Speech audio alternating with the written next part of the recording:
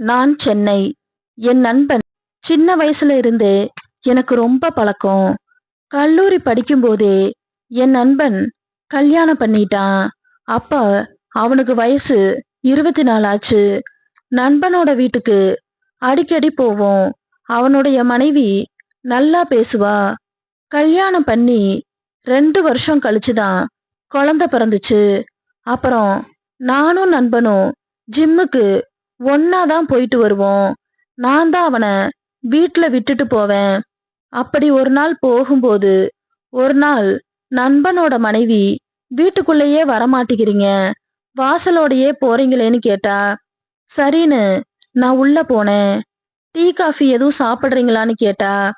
நான் டீ போடுமான்னு சொன்னேன். நண்பன் நான் குளிச்சுட்டு வந்துடுறேன், நீ டீ சாப்பிடுன்னு போயிட்டான்.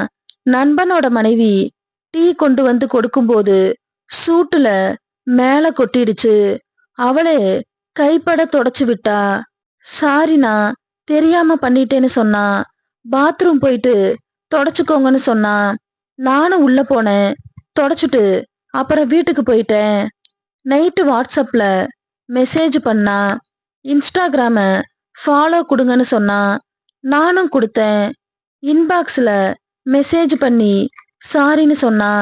அப்புறம் என்ன கண்டுக்கவே மாட்டிக்கிறீங்களேன்னு கேட்டா. எனக்கு ஒண்ணுமே புரியல. என்ன சொல்றமான்னு கேட்டேன். உண்மையாவே உங்களுக்கு புரியலையா இல்ல நடிக்கிறீங்களான்னு கேட்டா. உண்மையாவே எனக்கு புரியலைன்னு சொன்னேன். அவ சொன்னதை கேட்டு நான் அப்படியே ஷாக் ஆயிட்டேன்.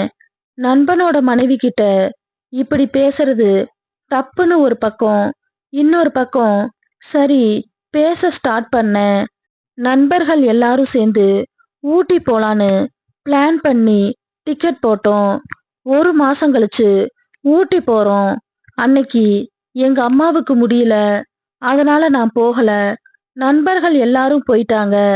நான் அம்மா கூட ஹாஸ்பிட்டலுக்கு போகும்போது அவளை பார்த்தேன். ஏன் நீங்க போகலையான்னு கேட்டா. அம்மாக்கு முடியல, அதான் நான் போகலைன்னு சொன்னேன். வீட்டுக்கு வாங்க, தைலம் தரேன்னு சொன்னா. சரின்னு அம்மாவை ஹாஸ்பிட்டல்ல பார்த்துட்டு வீட்ல விட்டுட்டு அவ வீட்டுக்கு தைலம் வாங்க போனேன். உள்ள போன உடனே சாத்திட்டா. அப்பவே எனக்கு தெரிஞ்சிருச்சு.